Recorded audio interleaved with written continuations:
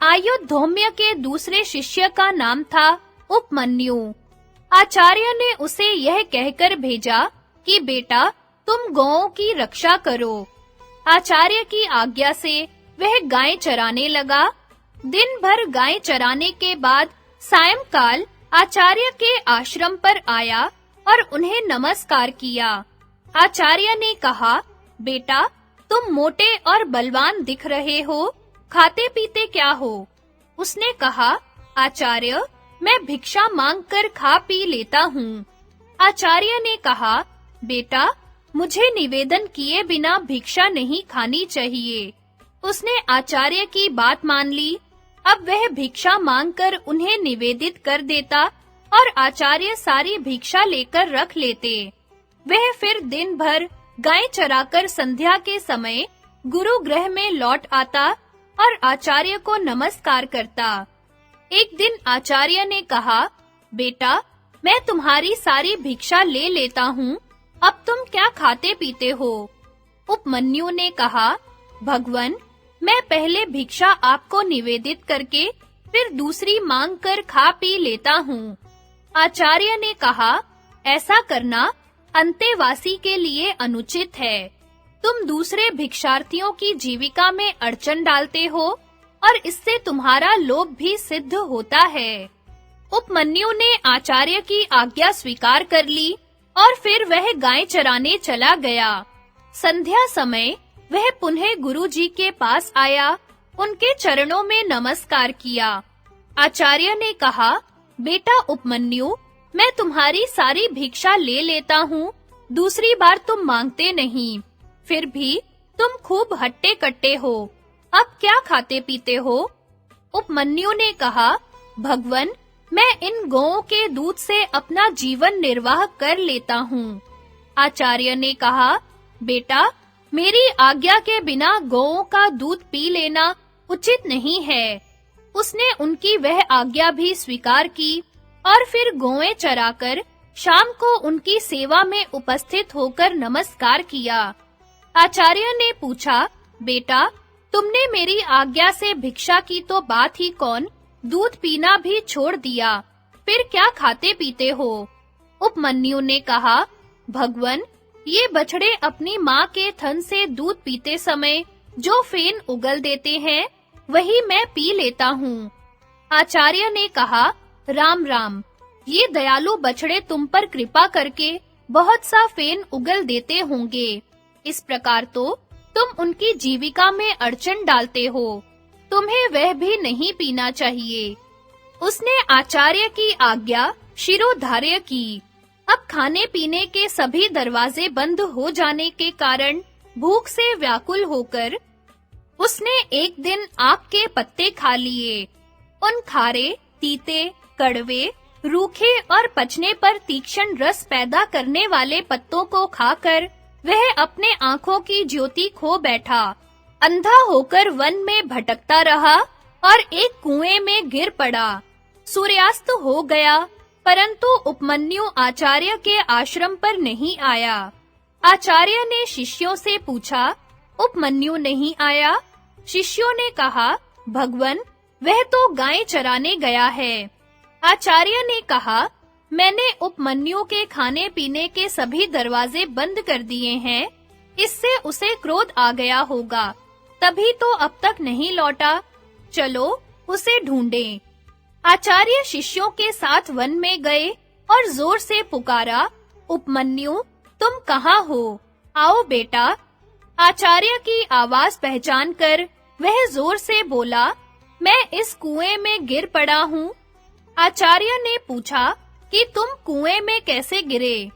उसने कहा, आक के पत्ते खाकर मैं अंधा हो गया और इस कुएं में गिर पड़ा। आचार्य ने कहा, तुम देवताओं के चिकित्सक अश्विनी कुमार की स्तुति करो, वे तुम्हारी आंखें ठीक कर देंगे।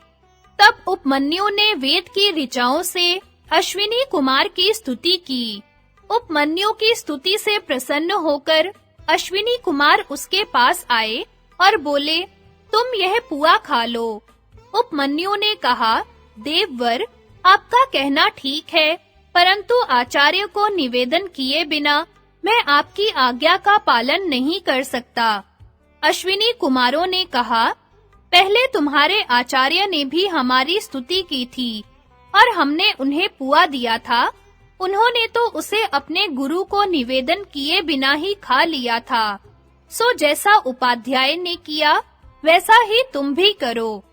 उपमन्यु ने कहा, मैं आप लोगों से हाथ जोड़कर विनती करता हूँ, आचार्य को निवेदन किए बिना मैं पुआ नहीं खा सकता। अश्विनी कुमारों ने कहा, हम तुम पर प्रसन्न हैं, तुम्हारी इस गुरु भक्ति से।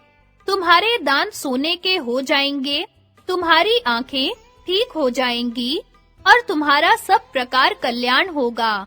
अश्विनी कुमारों की आज्ञा के अनुसार उपमन्यु आचार्य के पास आया और सब घटना सुनाई। आचार्य ने प्रसन्न होकर कहा, अश्विनी कुमार के कथनानुसार तुम्हारा कल्याण होगा और सारे वेद और सारे धर्मशास्त्र तुम्हारी बुद्धि में अपने आप ही स्फुरित हो जाएंगे। आयुधौम्य का तीसरा शिष्य था वेद। आचार्य ने उससे कहा, बेटा, तुम कुछ दिनों तक मेरे घर रहो, सेवा शुश्रूषा करो, तुम्हारा कल्याण होगा। उसने बहुत दिनों तक वहां रहकर गुरु सेवा की।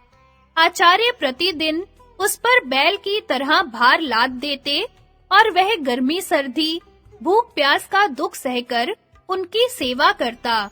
कभी उनकी आज्ञा के विपरीत न चलता। बहुत दिनों में आचार्य प्रसन्न हुए और उन्होंने उसके कल्याण और सर्वज्ञता का वर दिया। ब्रह्मचर्य आश्रम से लौटकर वह गृहस्थाश्रम में आया। वेद के भी 3 शिष्य थे, परंतु वे उन्हें कभी किसी काम या गुरु सेवा का आदेश नहीं करते थे। वे गुरु ग्रह के दुखों को जानते थे और शिष्यों को दुख देना नहीं चाहते थे। एक बार राजा जन्मेजय और पौष्य ने आचार्य वेद को पुरोहित के रूप में वरण किया। वेद कभी पुरोहिती के काम से बाहर जाते तो घर की देखरेख के लिए अपने शिष्य उत्तंक को नियुक्त कर जाते थे। एक बार आचार्य वेद ने बाहर से लौटकर अपने शिष्य उत्तंक के सदाचार पालन की बड़ी प्रशंसा सुनी। उन्होंने कहा, बेटा, तुमने धर्म पर दृढ़ रहकर मेरी बड़ी सेवा की है। मैं तुम पर प्रसन्न हूँ। तुम्हारी सारी कामनाएं पूर्ण होंगी। अब जाओ। उत्तंक ने प्रार्थना की, आचार्य, मैं आपको कौन सी प्रिय वस्तु भेंट में दूं? आचार्य ने पहले तो अस्वीकार किया, पीछे कहा कि अपनी गुरुआनी से पूछ लो। जब उत्तंक ने गुरुआनी से पूछा तो उन्होंने कहा, तुम राजा पौष्य के पास जाओ और उनकी रानी के कानों के कुंडल मांग लाओ। मैं आज के चौथे दिन उन्हें पहनकर ब्राह्मणों को भोजन परोसना चाहती हूँ। ऐसा करने से तुम्हारा कल्याण होगा, अन्यथा नहीं। उत्तंक ने वहां से चलकर देखा कि एक बहुत लंबा चौड़ा पुरुष बड़े भारी बैल पर चढ़ा हुआ है। उसने उत्तंक को संबोधन करके कहा कि तुम इस बैल का गोबर खा लो। उत्तंक ने ना कर दिया। वह पुरुष फिर बोला, उत्तंक, तुम्हारे आचार्य ने पहले इसे खाया है। सोच विचार मत करो, खा जाओ।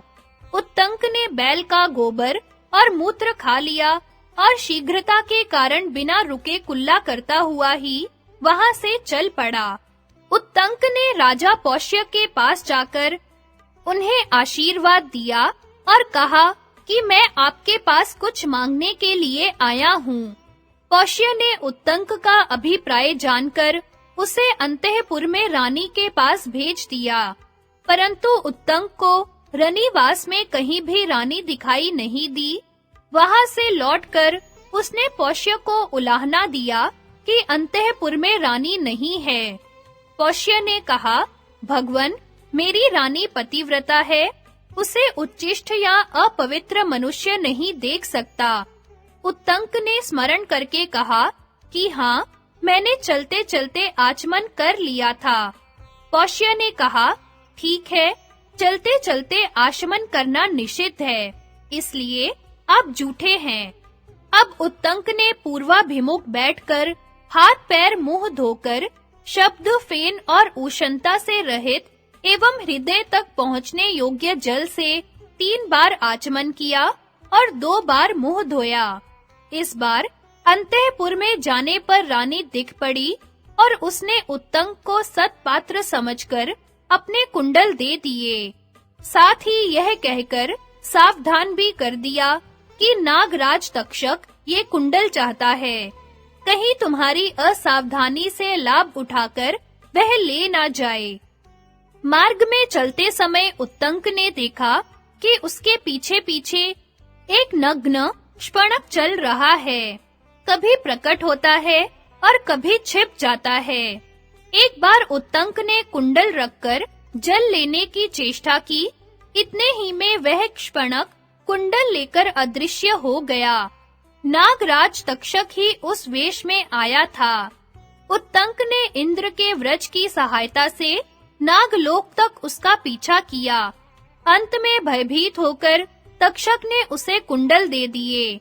उत्तंक ठीक समय पर अपनी गुरुआनी के पास पहुंचा और उन्हें कुंडल देकर आशीर्वाद प्राप्त किया।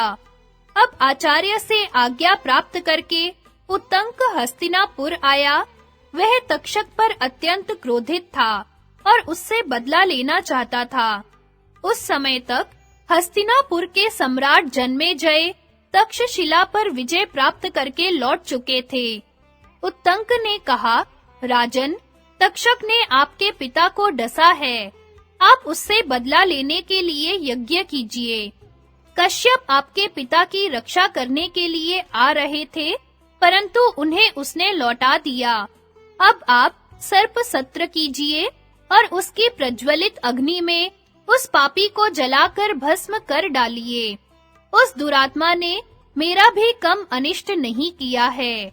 आप सर्प सत्र करेंगे तो आपके पिता की मृत्यु का बदला चुकेगा और मुझे भी प्रसन्नता होगी।